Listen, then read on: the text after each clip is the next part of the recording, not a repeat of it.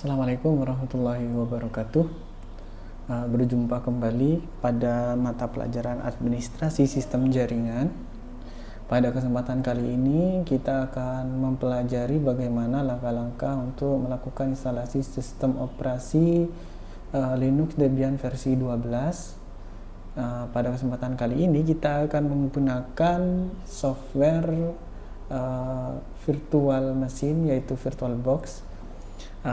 Yang pertama harus kita siapkan terlebih dahulu adalah file ISO dari sistem operasi Linux Debian versi 12. Jika sudah persiapan sudah selesai, kemudian kita jalankan VirtualBox, maka tampilan VirtualBox ketika dalam keadaan kosong seperti ini ya.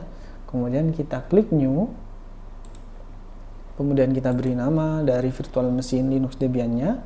Misalkan kita beri nama Linux Debian 12, kemudian kita berikan nama kita, misalkan seperti itu. Kemudian kita cari file ISO image-nya di sini, kita klik, kemudian kita cari, di klik Other, kemudian ketika sudah ditemukan kita klik ISO-nya, kemudian open. Kemudian kita centang saja di skip skip unattended installation. Jika sudah, kemudian kita klik next, kemudian kita tentukan besaran dari memori yang akan kita gunakan untuk melakukan instalasi. Komputer yang saya gunakan ini memiliki kapasitas 12 GB, sedangkan yang akan saya gunakan untuk alokasi virtual machine adalah 2 GB. Jadi kita tinggal bisa mengetikkan 2048 MB, atau kita bisa menggeser ini tombol ini. Kemudian yang kedua, kita harus menentukan jumlah prosesor yang akan kita gunakan. Komputer yang saya gunakan ini memiliki 8 CPU atau 8 prosesor. Kita alokasikan 2 saja cukup sudah untuk Linux Debian. Ini kita alokasikan 2 prosesor, kemudian kita klik next dan kita berikan space atau besaran ruang penyimpanannya. Kita akan contohkan di sini kita akan menggunakan kapasitas 20 GB. Kemudian kita klik next. Kalau sudah dipastikan sesuai, kita klik finish. Maka di sini akan muncul virtual machine yang sudah kita buat, yaitu Linux Debian 12. Kita kasih nama Gatot seperti itu. Kemudian tips dan triknya, ketika kita mau melakukan instalasi sistem operasi Linux Debian yang berbasis stack, pertama kita disable terlebih dahulu networknya. Agar kenapa? Agar si Debian ini ketika melakukan instalasi tidak update langsung melalui internet. Kita bisa klik setting di sini, kemudian klik ke network, kemudian ini ada enable network adapter, kita uncheck saja atau kita hilangkan centangnya, kemudian kita klik OK. Baru kita klik start. Nah, di virtual machine-nya ini. Baik, kita langsung mulai, kita klik start saja.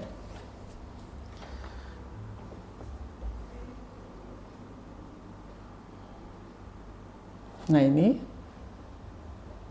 tampilan VirtualBox pertama, kemudian kita pilih install di sini.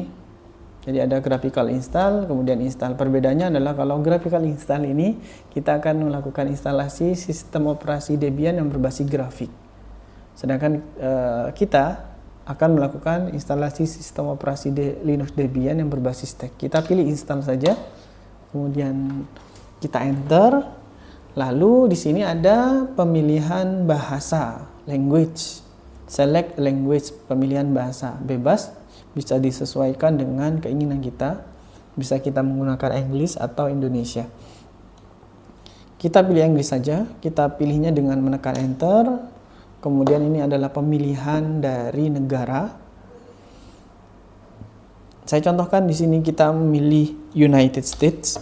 Kemudian configure the keyboard.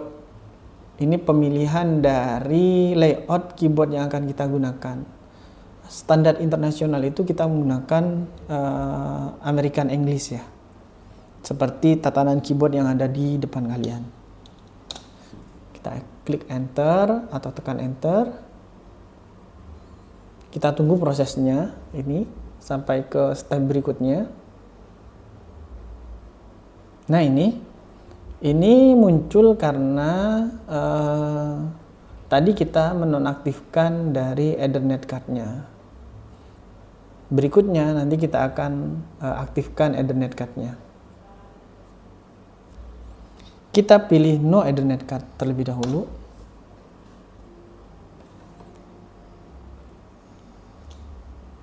Kemudian kita klik continue tadi. Kemudian kita beri nama hostname dari Debian-nya. Contoh, misalkan ini nama komputer ya, nama komputer dari Linux Debian-nya. Misalkan Gatot belajar. Kita klik continue, kemudian ini kita memberikan root password. Ingat, nanti akan ada dua user, yaitu root, kemudian yang kedua adalah user biasa. Kita berikan password standar, misalkan 123456. Kemudian kita enter untuk continue. Kita ulangi password yang pertama tadi, 123456. Jika sudah, ini adalah proses pembuatan user biasa, di mana user biasa ini berfungsi seperti guys ya, seperti tamu. Dia nggak bisa shutdown, kemudian nggak bisa reboot dan seterusnya. Aksesnya terbatas, berbeda dengan root. Misalkan kita buat user dengan nama full username-nya Gatot Haryanto Pratama, kemudian username for your account, misalkan Gatot. Ini adalah username yang digunakan untuk login ya. Kemudian passwordnya kita kasih 123 misalkan. Kita ulangi lagi passwordnya 123. Time zone, ini adalah lokasi waktunya. Kita langsung saja kita pilih Eastern ya.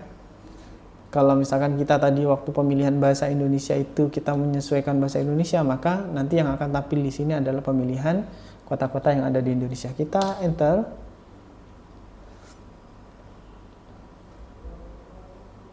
Nah, ini adalah proses partisi dari harddisknya. Kalau kita pilih pilihan yang paling atas, berarti kita akan mempartisinya secara otomatis sesuai yang direkomendasikan oleh sistem. Kita pilih yang otomatis terlebih dahulu untuk kesempatan praktikum kali ini ya. Kemudian ini adalah pemilihan dari virtual harddisk yang kita buat pada proses awal tadi. Kemudian kita enter. Ini adalah skema dari partisinya. Kita jadikan seluruh file dalam satu partisi. Kemudian kita enter. Lalu pada proses partisi, ingat partisi minimal di Linux itu ada dua ya. Yang pertama adalah root, ini slash yang ada di merah ini. Kemudian yang partisi yang kedua adalah swap. Ini adalah partisi minimal yang harus ada di sistem operasi Linux. Kalau sudah dan sudah sesuai, kita finish partisinya, kita selesaikan. Kemudian ada pertanyaan write the change to disk, ya tentunya kita pilih yes. Oke, ini adalah installing the base system. Proses ini biasanya membutuhkan waktu yang cukup lama ya, mungkin sekitar 5 menit. Jadi kita tunggu dulu sampai prosesnya 100%. Nah, ini sudah 98%. Nah, ini configure the packet manager. Scan extra installation media, kita pilih no aja. Kita pilih no. Oh, sorry. Kita pilih no.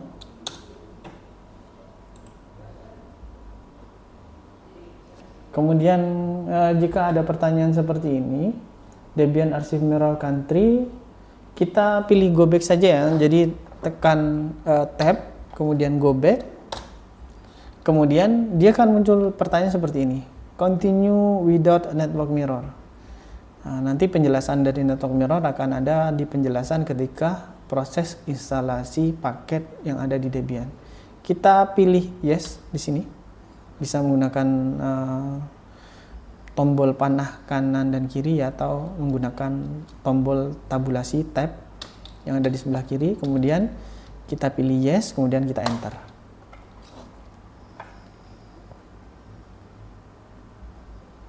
Nah ini participate in the package usage survey, kita pilih no saja. Kemudian choose software to install, kita standarkan default, kita langsung enter di sini. Nah ini adalah proses instalasi dari paket-paket standar minimal dari Debian. Ini biasanya membutuhkan waktu ya sekitar 1 menit atau 2 menit lah, tidak lama. Nah ini prosesnya.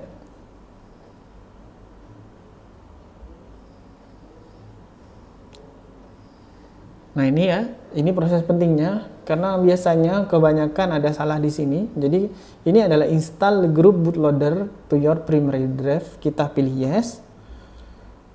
Kemudian, nah ini banyak salahnya di sini. Ketika di proses konfigurasi grup PC ini, kita jangan memilih enter device manually, tetapi kita arahkan ke bawah /dev/sda ini, kemudian baru kita tekan enter. Biasanya ketika kita memilih yang di atas, ini biasanya instalasinya gagal. Kemudian kita pilih yang di bawah ini /dev/sda, baru kita enter.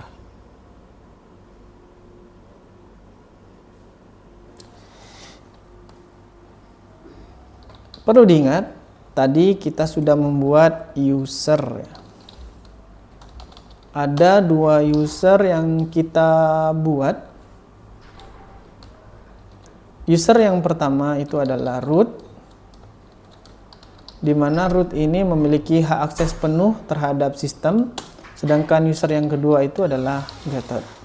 Ini rootnya kita setting tadi passwordnya adalah 123456, sedangkan untuk user Gatot ini passwordnya adalah 123.